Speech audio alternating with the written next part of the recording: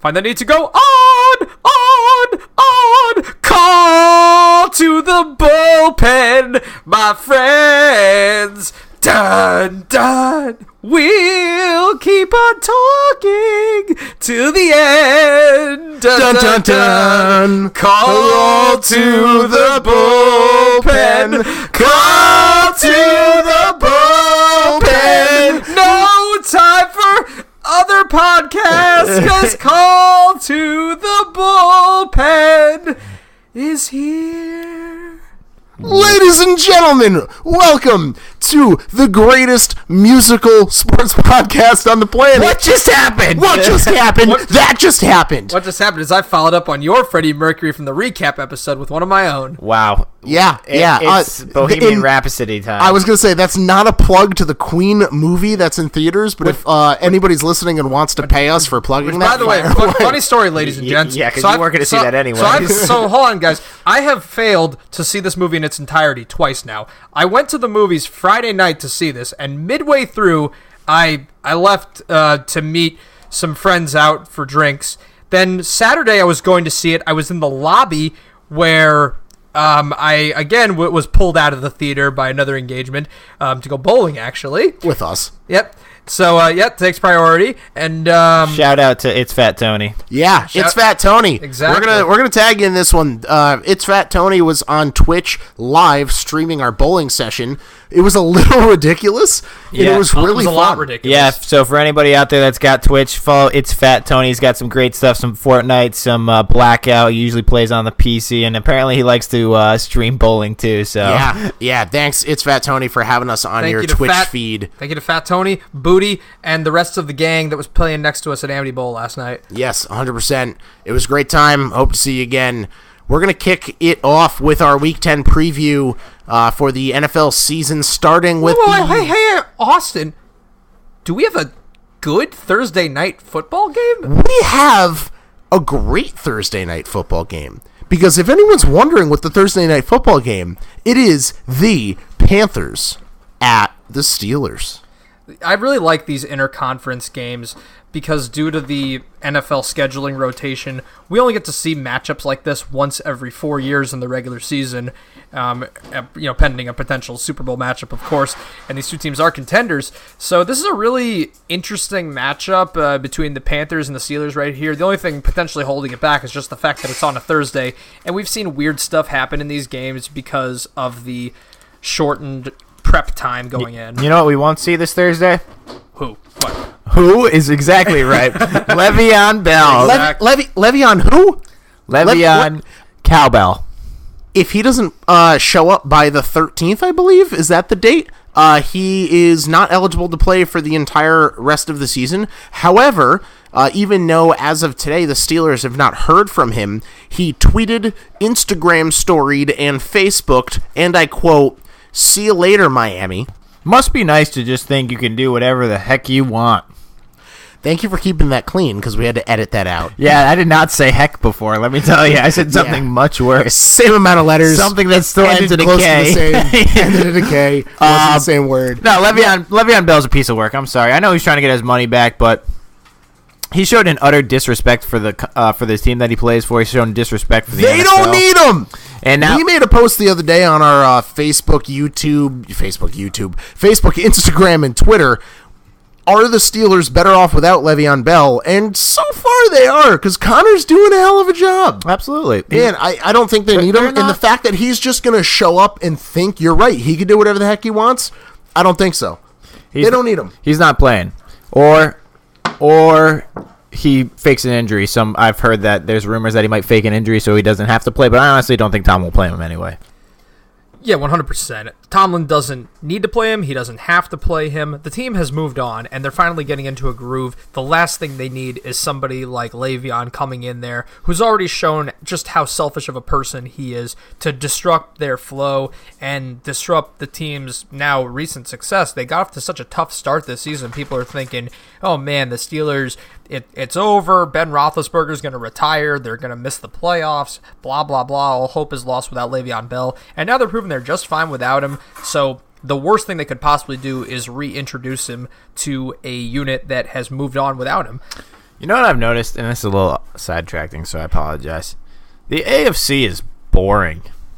The NFC is where all the good, fun stuff happens. Because the AFC is the same thing. Well, if you're a Chiefs fan. Same thing. I guess that's true. Besides the Chiefs have been great this year.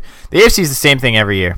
And actually, the Chiefs are the same as last year because the Chiefs did good last year, too. That's why I wish that the Steelers would have continued to slump because I am dying. Aren't you sick of I am dying for the AFC North to be shaken up. That's why I want the Browns to be good again. Yeah. I want the Ravens to get good again. Make the Browns great again. Great once, not again.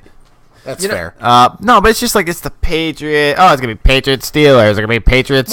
Patriots Chiefs. Well, like yeah, it's like that's why. I mean, so the Texans boring. At least, and then you look the other way. You see Drew Brees is like playing great. You got the Rams who are unstoppable, and these teams made the playoffs last year. The Panthers that are quietly winning games. Right. Falcons have made a comeback. Like the Seahawks we would have been talking about if they beat the Chargers, they'd be 5-3 right now. It's just more exciting. I feel I like agree. It's been that way for a very long time. The NFC has been the more exciting conference for sure. You're absolutely right. It's been the same. That's why it seems like every year in the divisional playoffs we see we're like, oh man, you've got this little baby team that's being fed to the Patriots monster. Right in the 6th seed. Yeah, exactly. It's always like, it's no offense, but Tim Tebow led Broncos. Right. Yeah, the Titans. The Titans who beat the Chiefs miraculously. The Texans who were, I think, down to like TJ Yates one year or something like that. It's always like that in the divisional round for them. They haven't been tested, and it's really frustrating. So, yeah, AFC, blech. But if we're talking predictions here. If we're talking predictions, I'm taking the AFC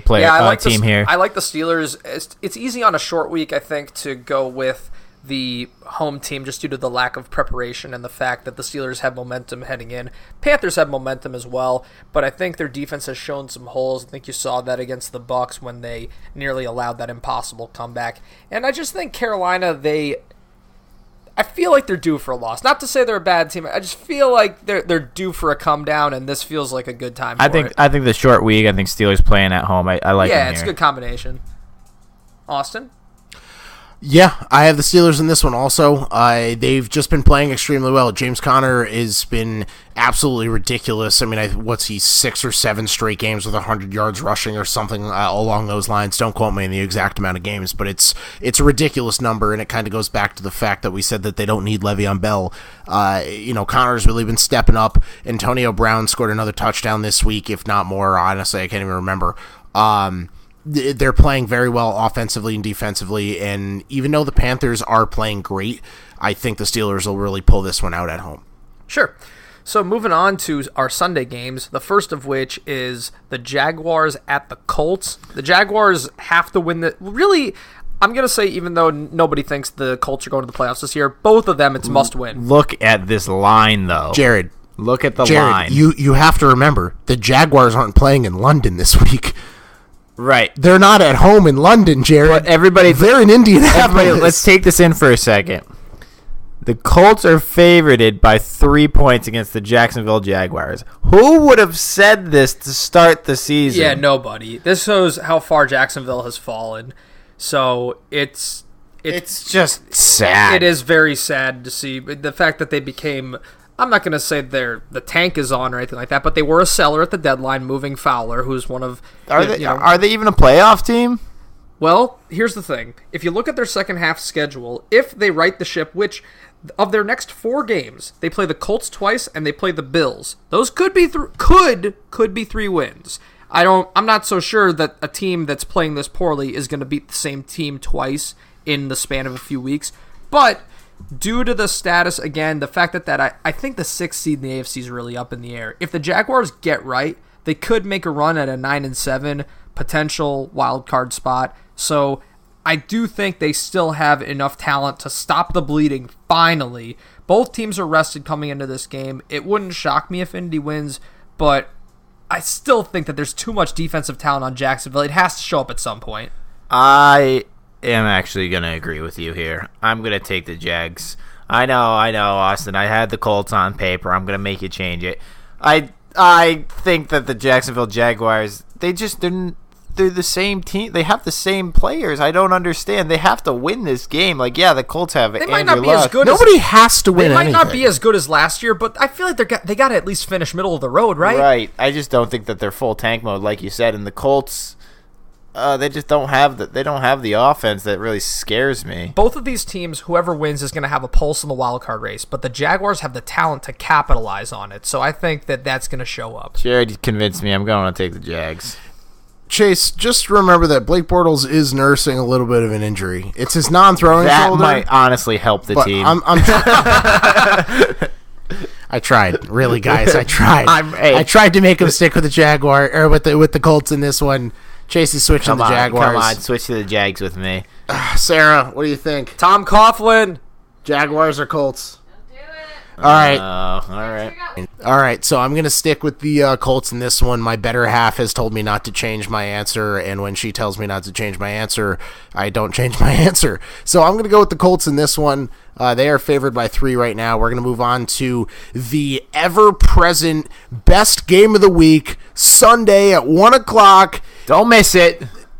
Cardinals face the Chiefs in Arrowhead. Let's talk about Vegas for a minute here. No. Yes, let's talk about Vegas. All right, 70. I'm going to lead this one off because we're going to talk about Vegas, and I'm calling Chiefs by 40.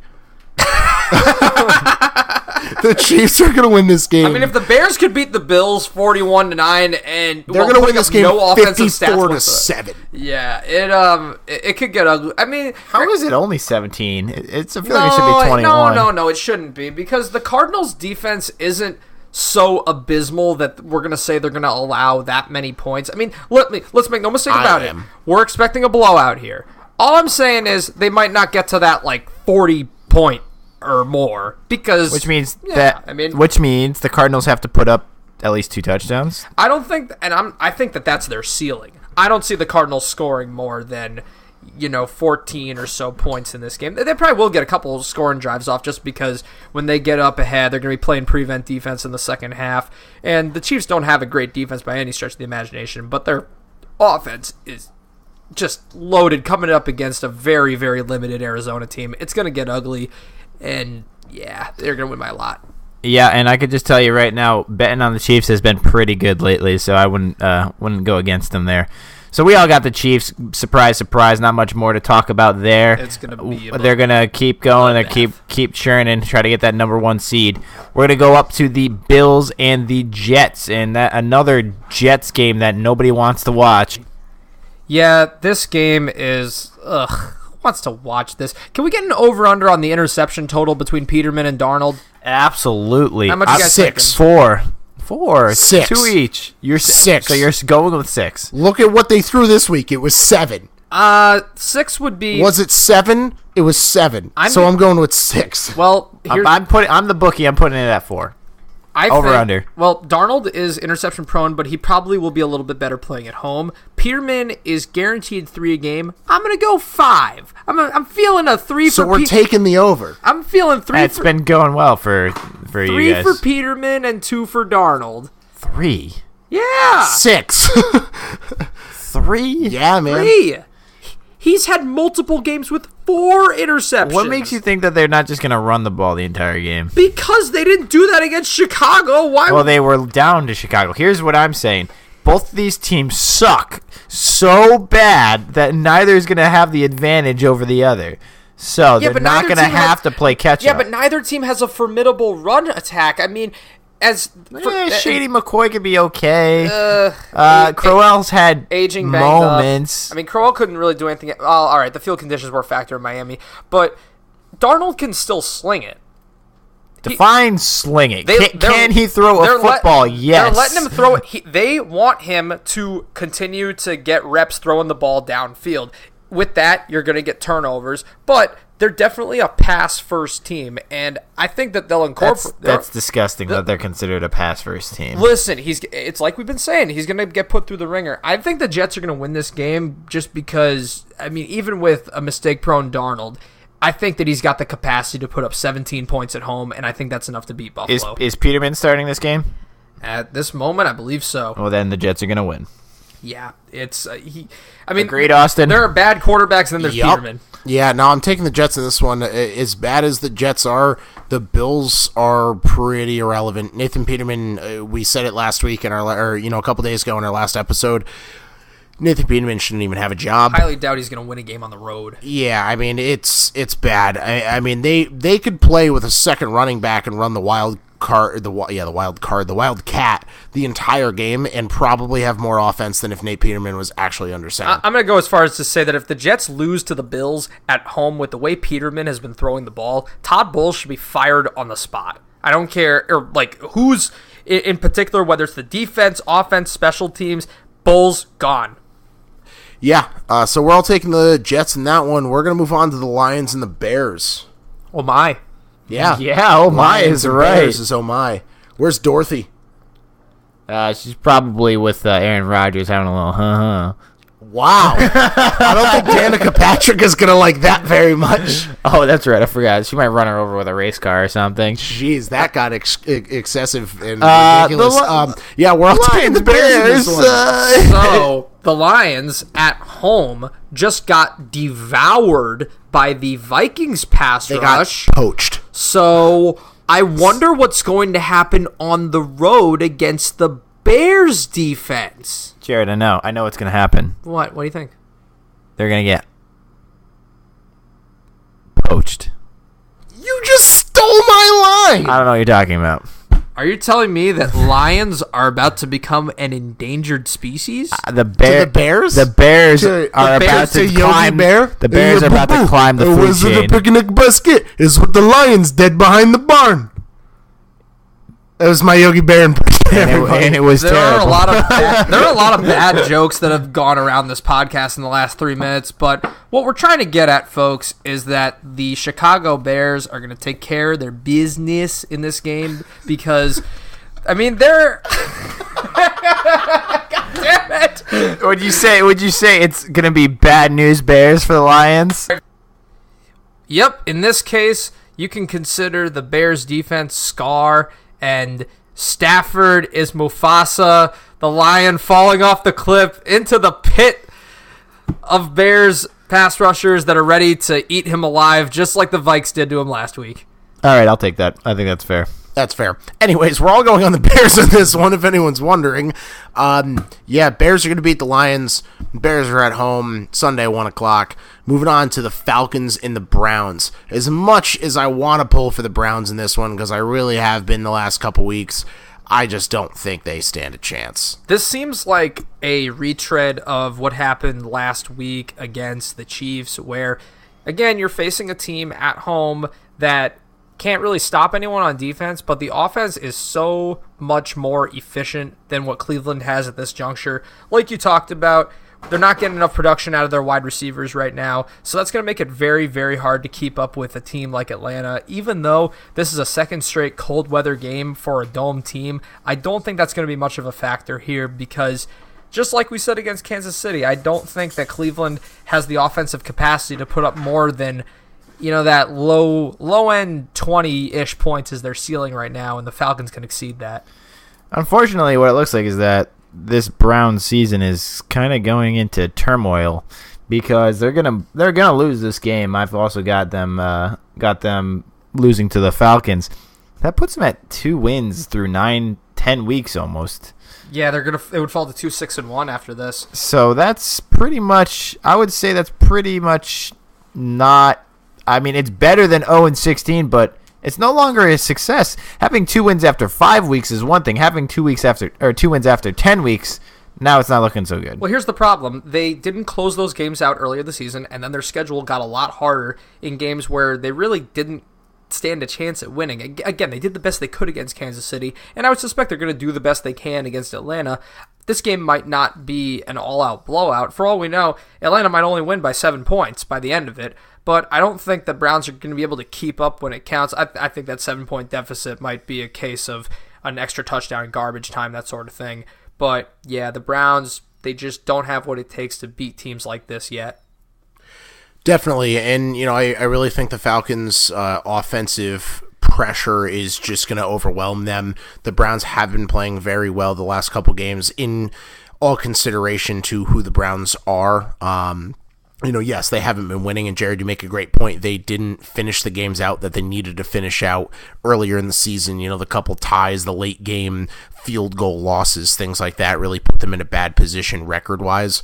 But I think the Falcons' offense just has too much firepower for the Browns to stop. So we're all going with the Falcons on this one. Another game that we're all going to agree on is the Patriots and the Titans.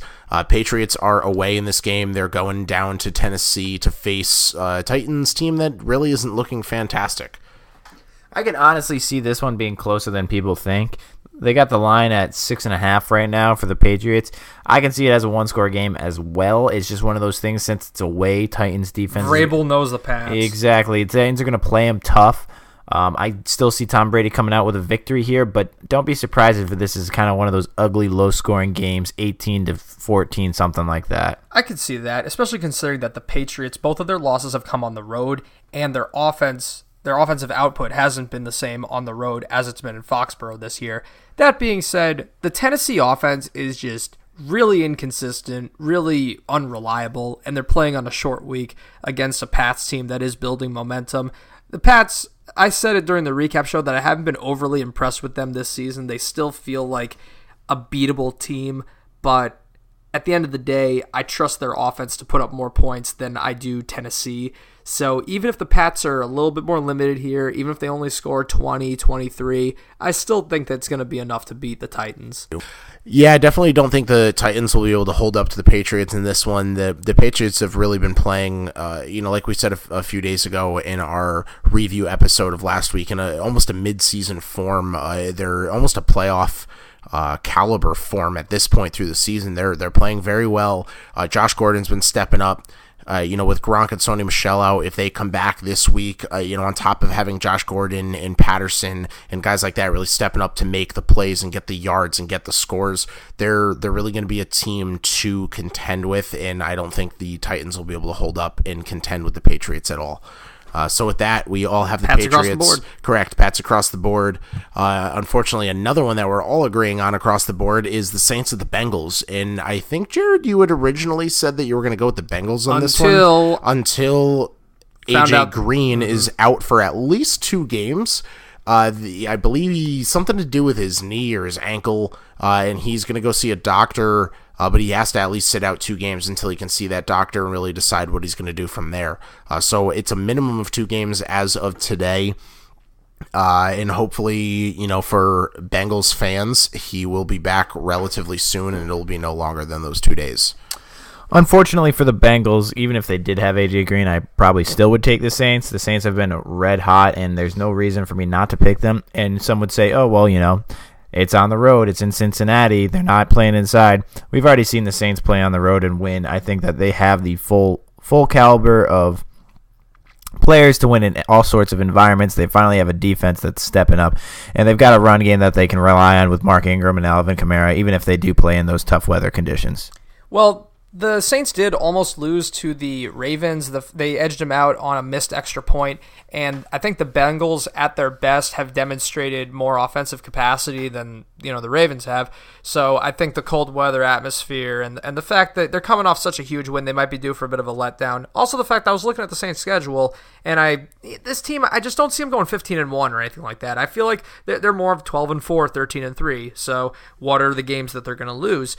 I thought this could have been one of them, but I agree that I don't feel comfortable taking them without AJ Green, because although the Bengals at full strength are capable of pulling off this upset, they're going to need all their guys to do that. And if you don't have AJ Green, it's going to be awfully hard to outscore Drew Brees, even if I don't expect him and Kamara and the bunch to match their production that they would put up inside the Superdome. So I'm going with the Saints in this one. I'm also going with the Saints in this one. They're just killing it right now. I mean, they are absolutely best team in football. Yeah, I mean, arguably, there's teams that are also up there with them. You could argue that they are the best team in football because they just beat the best team in football record-wise, which was the Rams. So, they're definitely up there, and they're really showing up, and they're killing everybody that they're playing. So, I mean, I don't see how the Bengals stand a chance in this one. And Chase, you're right, even with A.J. Green, I don't think he's enough to stop this Saints offense and defense combined. So, with that, we're going to move on to the Redskins and the Buccaneers. Chase, you have a surprising pick here. I had the Redskins last week, and you gave me a little crap for it. I didn't give you crap for it. I was with the Skins. Were you? Yes. Wow. Yeah, the Skins are a better Surprised. team. Redskins are a better team. What's there to be surprised about? Somebody's going to tell me that the Buccaneers are better than Redskins right now. There's no Fitzmagic in the air? There was a little Fitzmagic last week. Last week there was, but it wasn't enough. But will it be enough against a ridiculously struggling Redskins team? Wow, are the Buccaneers actually favorited in this game? Yeah. The Redskins are not struggling. They lost one game to a rebounding Falcons team. Now, yes, they lost some pieces on the offense. They lost a couple linemen, and we do know that they like to run the ball. But their defense... when they don't run the ball, what happens? Alex Smith is atrocious. So if they have he threw for 300 yards and a touchdown. He wasn't bad. He just wasn't enough. Now, if the Falcons didn't jump ahead into that huge lead, they could have relied on their defense more and could have relied on the run game. Now, for this game, I don't see Fitzpatrick not throwing a pick. I think Fitzpatrick throws at least 1 or 2 picks this game. Yeah, maybe he'll throw for 3 touchdowns, but he's going to turn the ball over too. That's just his play style. He's a gunslinger. So with that being said, I think the Redskins can capitalize on these interceptions and these turnovers. They'll be able to score with short field position, run the ball with Adrian Peterson. I got the Redskins here. I agree that the Redskins secondary is going to force at least 1 turnover from Fitzpatrick, if not multiple.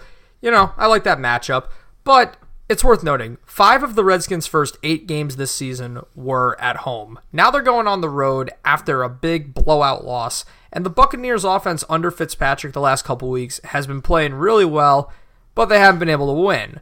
I think that momentum carries over because this offense is undoubtedly more functional with him at quarterback, and the Redskins' offense is, we saw against Atlanta, if you force them to throw it repeatedly, it can be very limited.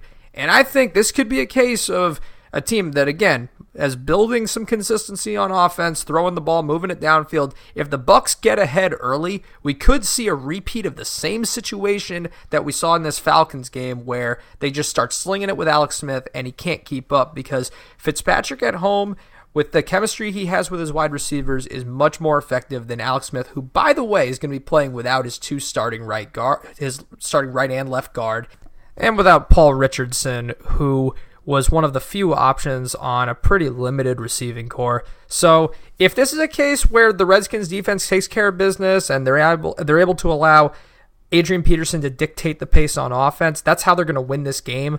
But I think the Bucs are due for a win the way that they've been moving the ball with Fitzpatrick. Yeah, and based off of that same idea, I don't think Adrian Peterson will be able to hold his own in the backfield. You saw it last week. Yes, they were struggling with the run game because they were trying to catch up by throwing the ball. But if they struggle with the run game early and they try to throw the ball, I don't see Alex Smith having the success that you think he can have in this game, Chase. So I'm going with the Bucs in this one. Jared also has the Bucs. Chase has the Redskins. We're going to go to the greatest 4 o'clock football game in the history of Sundays, Chargers at Raiders. I really wish this was a better football game. Take it away, AFC West boy. AFC West, thank you very much. Raiders suck. Chargers are pretty good, but it's a division game. So I expect this to be close. I expect the Chargers to win, probably by a touchdown, maybe a little bit less. But I can also see the Raiders playing at home, trying to play for their home crowd, even though they hate their coach. They're not going to want to get blown out like they did last week. They've got a little bit of extra rest, too. Yeah, I think that this is closer. This could even be a trap game for some bettors. I still will take the Chargers, but don't sleep on the Raiders, as terrible as they are. I completely agree with your analysis there. I think that the Raiders, Chargers, they're going to play their rivals tough at home. It always seems to happen. Because the Raiders, most of the last 10, 15 years, they've been a poor team, but they have given their rivals a scare. Sometimes they pull off the upset. I don't think they're going to beat the Chargers in this game. I mean, you look on paper like it should be a complete mismatch. But, like I said, the home factor, the extra rest, I think that they'll get up for this game a little bit. The Raiders are a pretty uninspired bunch, but Carr wants to prove the critics wrong. He wants to prove that some of the players have pride in this organization still. That being said, I think that the Chargers are playing with a little too much momentum to be stopped entirely, but I could see Oakland covering the spread right here. Right now it's plus 10, so I think Oakland could get it close. Yeah, I mean, I don't think Oakland's going to get absolutely demolished like they did last week. I agree with both of you saying that they're going to hold their own, especially in front of a home crowd, the division game, the whole 9 yards. The Chargers have just been playing very, very well. Well enough to win. I don't think it's, by 40, like I said, with the Chiefs or anything. I think it'll be a close game, maybe 7, maybe 10 at max. But they're definitely going to pull this one off. I don't see the Raiders winning this one, even though they're at home. So I think with that, we're all on the Chargers on that one. We're going to move on to the Packers and the Dolphins. Right now, the Packers are favored by almost as many points as the Chargers are against the Raiders. It's a 9.5-point spread in favor of the Packers against the Dolphins at home in Lambeau. Well, the Packers really need to win this one to right the ship. Unfortunately, if they lose another game, I'm going to have to say that their playoff hopes are nearly they're nearly done. So they need to win this game. I'm not going to go with the whole RELAX, as Aaron Rodgers would say, but I'm sorry, this team needs to come up and show what they have. Absolutely. The Packers have to embark on a winning streak, and that has to start with beating this Miami team, which, yeah, they picked up a win last week over the Jets, but if they were playing against it's not like it was impressive. Well, the offense still struggled. Osweiler couldn't throw for more than, 140, and they put up 13 points. The offense has been way, way worse without Tannehill, and this is a bad matchup for a warm weather team coming up to Green Bay against a Packers team that is in a pretty much must-win situation with how they've fallen behind the Vikings and the Bears in the divisional race. So this is an absolute, you got to have this game. You can't blow it, and I think they're going to take out all their frustrations on this Miami team. Definitely, and like you said, they really got to step up. They really have to show what they have, and this is I don't want to say a do or die game because honestly, I don't know if there's even really much of a season left for the Packers, but this is definitely a do or die game for the Packers faithful, the cheeseheads, the deep down fans of the Packers. This season could be over with a loss to the Dolphins. I don't see how they could lose to this Dolphins team, even though they're struggling. I think Aaron Rodgers is just good enough to be able to pull this one out.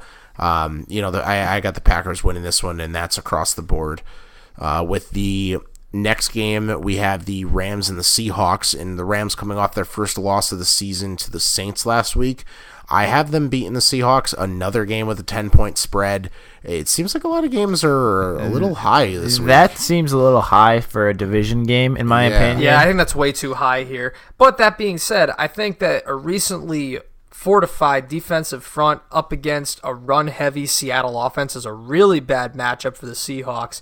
And especially with that performance at home against the Chargers, it's hard to see them not struggling against the Rams, but they are a rival. Yeah, that's exactly what I was going to say. And when they played, I don't know if you remember that, about a month ago, they had a chance to win that game. But that was in Seattle. I think it's going to be a little. I don't think they're going to put up that many in LA. Yeah, that makes sense. I got the Rams here as well. I mean, how could you not? They look great. I know they just got off that loss, but they're coming home. Yeah, they're coming home. They're going to right the ship just like the Packers hopefully will. And I got the Rams here. I think they might win by 2 touchdowns. Seahawks could be desperate though, because I think that 5-4 versus 4-5 is huge in the NFC playoff race. Absolutely, and if this could be a huge win, monumental for them. In fact, if they win this game. Yeah, no doubt. But the Rams, they just got too much talent on both sides of the ball. I think that I talked a little bit about the preview or the recap rather, how we're gonna see that impressive defensive showing from them, and I think this could be the matchup where they get it done because they won't have to rely on the secondary as much. This is a game where the front seven can really shine, and I think that they will get it done.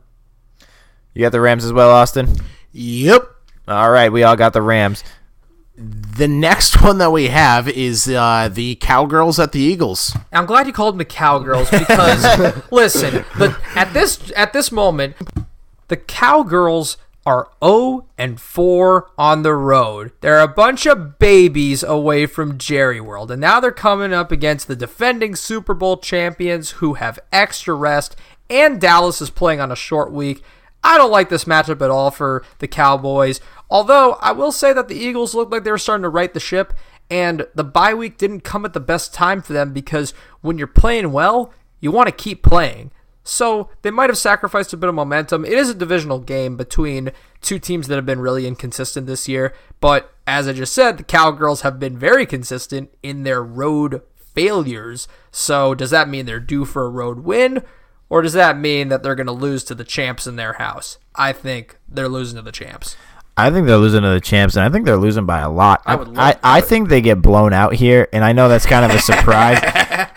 But the Eagles, like you said, they're hot now. They got Golden Tate from the trade deadline. Right. And they had a whole week to work him into the offense. Absolutely. And scheme, and when you look at the Cowboys' defense, they've got Amari Cooper now, though. So, well, their defense, their cornerbacks, their secondary, they don't scare you. What scares you is that pass rush. Correct. And the Eagles have a specifically good offensive line. So I'm going to say that the Eagles can handle the pass rush. They'll be able to rip apart the secondary, and I don't think Zeke Elliott ever gets going. Yeah, I'm also going with the Eagles in this one. Pretty much everything you guys said is hitting the nail on the head. Hard for me to follow up on that. The Eagles are definitely going to pull this one out. I don't think the Cowboys stand a chance. Cowgirls, whatever you want to call them. We're going to move on to the best Monday night game in the history of Monday night games because, these games this week are either blowouts or the hardest games to call in the history of ever. The Giants at the 49ers. Jared, we're going to let you rant for a few minutes because I know you got some stuff to get off your chest. Not going to rant, actually, because the Giants, they were on a bye last week, so they gave me nothing new to get angry about. I actually did a little bit of... Wait, we have something to be excited about. The Giants didn't lose in Week 9. This is true. Because they didn't play. This is true. Wait, stop it. You get a bye week and then you get a Monday night game? Uh-huh. That's super duper rest. That's how bad they know the Giants need a win. They're like, let's give them as much rest as possible. The schedule was set before they knew the team would be abysmal. Or was it? Or was it? And then they gave them the 49ers. I gotta say, it's kind of a travesty that this is the fourth time this year that the Giants are playing in prime time, the second that they're on Monday Night Football, with how bad the season has turned out. But I gotta say this. The Giants had a very hard schedule the first half of the season.